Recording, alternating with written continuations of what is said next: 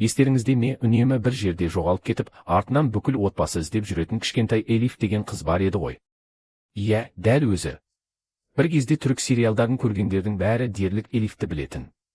Кішкентай ғана қыздың басынан бір қиындық кетпей, біресе жоғалып, біресе ұрланып, біресе жақындарынан айырылып жүретінін 5 жыл бойы көрдік. Бірақ бір қызығы, сериалдың соңына дейін бәріміз бірдей жете алмадық. Өйткені Элиф жай ғана ұзақ сериал емес, 940 бөлімге дейін созылған нағыз мыжың сериалдардың бірі болды. Сериал 2014 жылы басталып, 2019 жылы аяқталды және 5 маусым бойы көрерменді түрлі интригалармен, құпиялармен және күтпеген оқиғалармен ұстап отырды. Ал ең қызығы, соңында Элифтің тағдыры не болды? Мелек пен Махир бірге қалды ма? Ал сериал бойы отбасының мазасын алған Киметтің жағдайы қалай аяқталды? Қазір осының бәрін қысқаша айтып береміз. Оқиғаның ортасында кішкентай Элиф пен оның анасы Мелек қатыгез күйеуінен қашып, қызын қауіптен қорғау үшін, оны сенімді адамның қарауына қалдыруға мәжбүр болады. Осылайша Элифтің өміріндегі үлкен өзгерістер басталады. Кішкентай қыз кейін бай Эмироғлу әулетінің үйіне тап болады. Ал бұл отбасының Элифтің өмірімен ерекше байланысы бар еді. Бірақ Элифтің шынайы отбасы, оның кімнің қызы екені және өткендегі құпиялар бірден ашыла қоймайды. Содан кейін сериалдағы негізгі оқиғалар басталады. Бір құпия ашылса, оның орнына тағы бір құпия пайда болады. Бір адам Элифті тапса, көп ұзамай ол тағы жоғалады. Отбасы бір-бірімен татуласқандай болса, келесі бөлімде жаңа жанжал шығады. Осылайша 5 жыл бойы Элифтің өмірі тыныштық көрмей өтті. Сериалдың соңғы, яғни 940 бөлімінде оқиға тағы да үлкен жанжалмен басталады. Бұл жолы Киметтің құпиясы ашылады. Керем Махирдің шын мәнінде Киметтің ұлы екенін біліп, қатты таңғалады.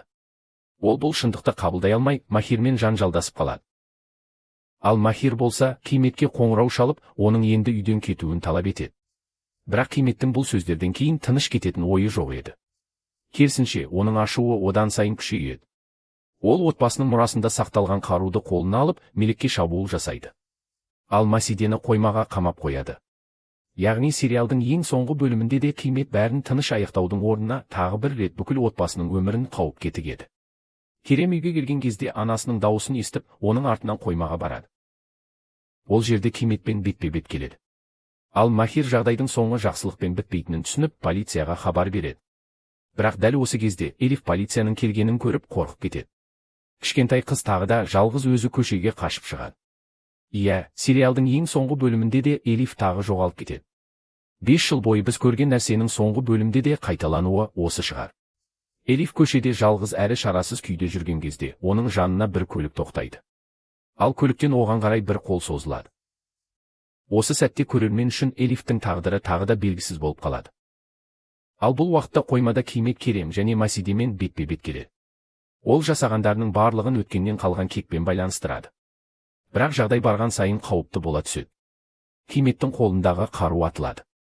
Осылайша сериалдың соңғы бөліміндегі ең үлкен қақтығыс шегіне жетеді.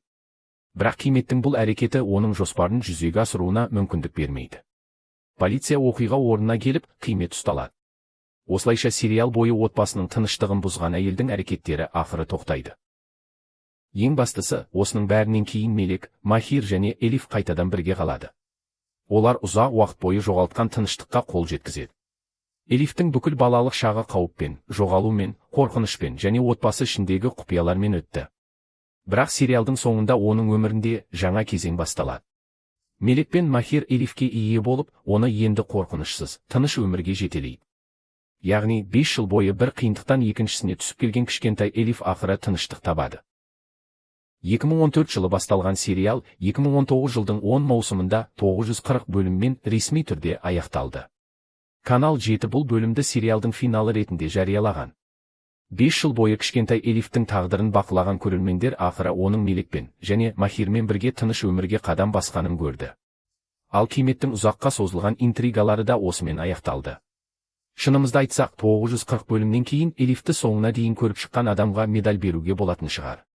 Бір кезде Элиф тағы жоғалып кетті ме? Деп бастаған сериалымыздың соңғы бөлімінде де Элиф тағы жоғалып үлгерді. Бірақ бұл жолы бәрі басқаша аяқталды. Элиф ақыры отбасымен бірге қалды. Ал 5 жылға созылған оқиға өз финалына жетті.